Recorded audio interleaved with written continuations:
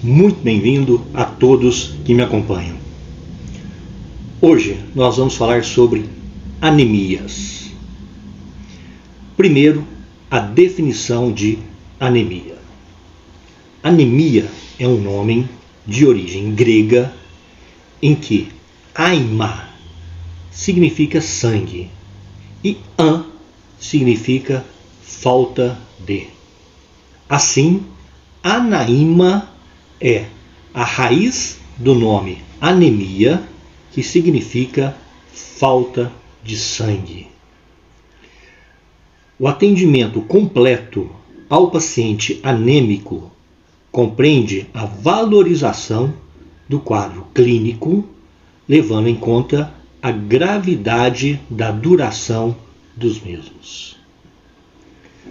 Os dados da anamnese, como idade, sexo e cor, têm grande valor diagnóstico da anemia.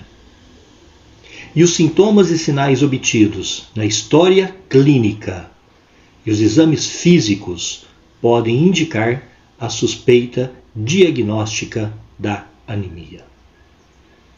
Uma vez tendo-se a hipótese diagnóstica, deve-se solicitar exames laboratoriais apropriados, possibilitando o diagnóstico definitivo. Por definição, a anemia é a diminuição da hemoglobina total funcionante na circulação. É comum ser definida como o estado clínico no qual a hemoglobina e ou os eritrócitos estão diminuídos. Na prática, por aproximação, pode-se dizer que um paciente é anêmico quando a concentração de hemoglobina está abaixo de 12,5 gramas por decilitro no homem. Abaixo de 11,5 gramas por decilitro na mulher. E abaixo de 11,0 gramas por decilitro na criança. É importante destacar que os valores podem diferir discretamente entre autores, bem como entre diferentes países e entre regiões de um mesmo país. A manifestação clínica da anemia também é variável. Em pessoas com valores de hemoglobina entre 9 e 10 miligramas por decilitro, ela pode estar associada a uma discreta falta de ar, taquicardia e sudoração excessiva.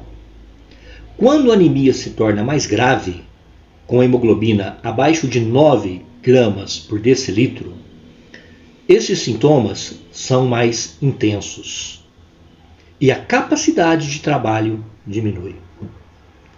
Nesses casos, a falta de ar é acentuada, bem como a taquicardia e a dor de cabeça, aos menores esforços.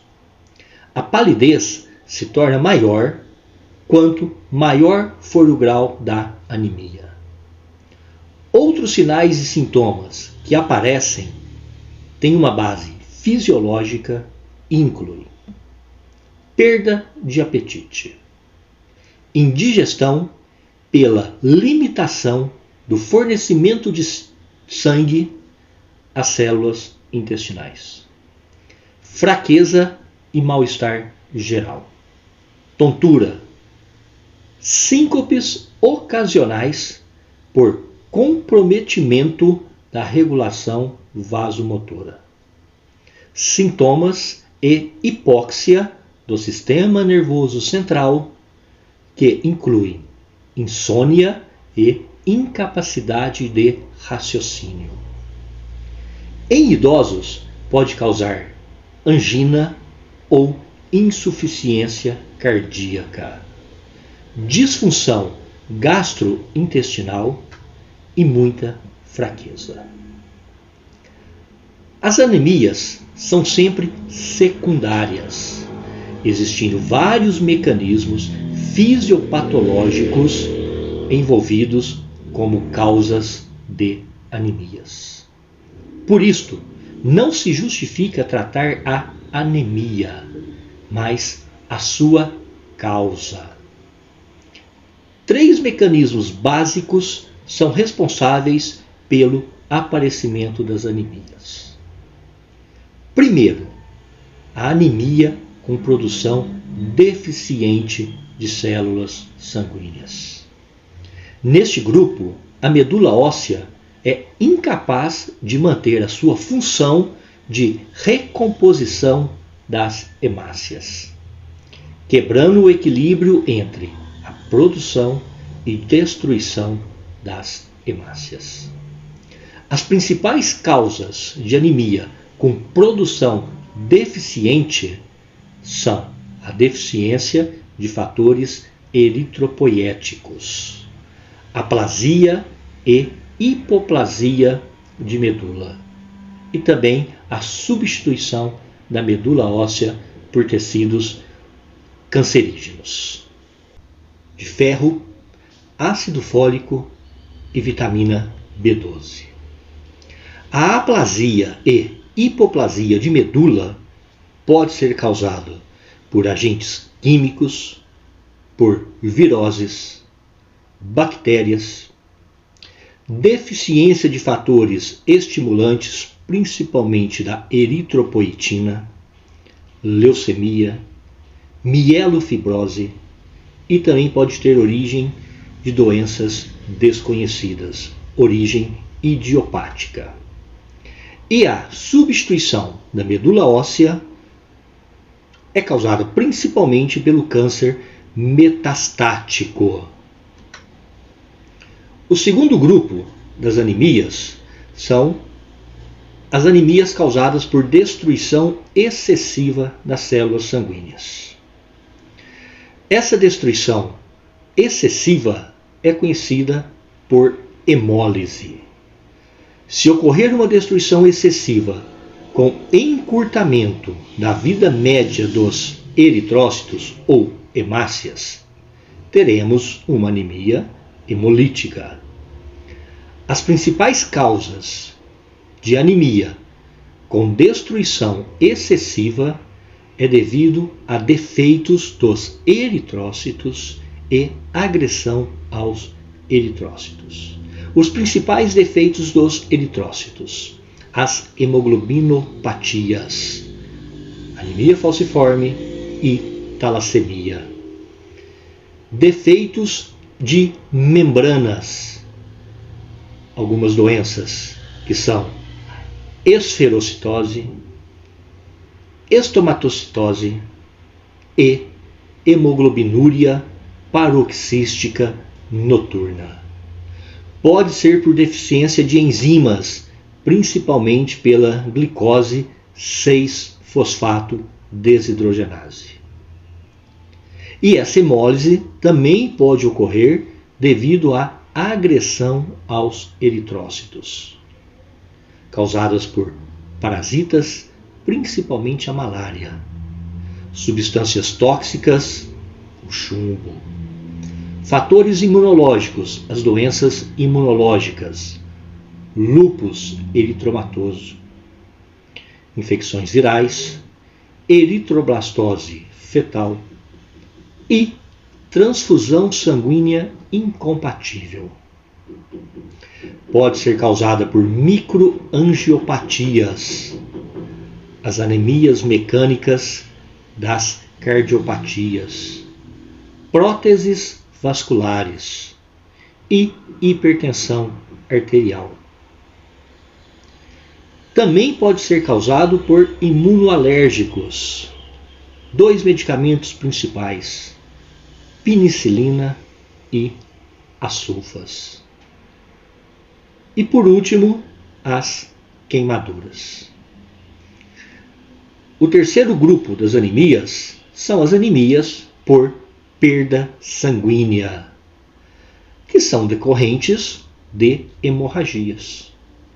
As perdas sanguíneas anormal e excessiva rompe o equilíbrio entre a produção e destruição fisiológica dos eritrócitos.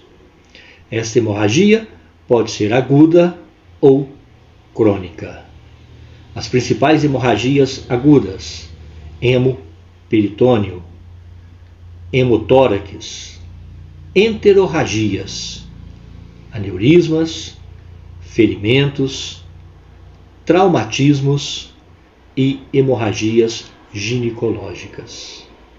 E as hemorragias crônicas, as neoplasias, varizes de esôfago, úlceras e também algumas doenças ginecológicas. Laboratorialmente, no laudo do hemograma, as anemias apresentam 3 grupos: as anemias normocítica e normocrômica, as anemias microcíticas e hipocrômica e as anemias macrocíticas e normocrômicas. As principais causas de anemia normocítica e normocrômica são elas: anemia hemolítica, hemoglobinopatias, hemorragias, anemia de doenças crônicas, início da deficiência de ferro e anemia sideroblástica adquirida.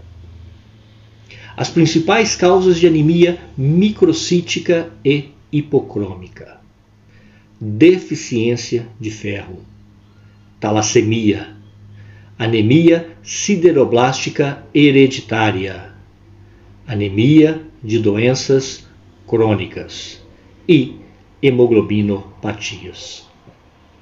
E as principais causas das anemias macrocítica e normocrômica: deficiência de ácido fólico e vitamina B12, doenças hepáticas, anemia hemolítica e as hemorragias. Entretanto, é importante destacar que, embora essa classificação tenha como base os valores quantitativos, é fundamental que se descreva pela análise do esfregaço a morfologia dos eritrócitos.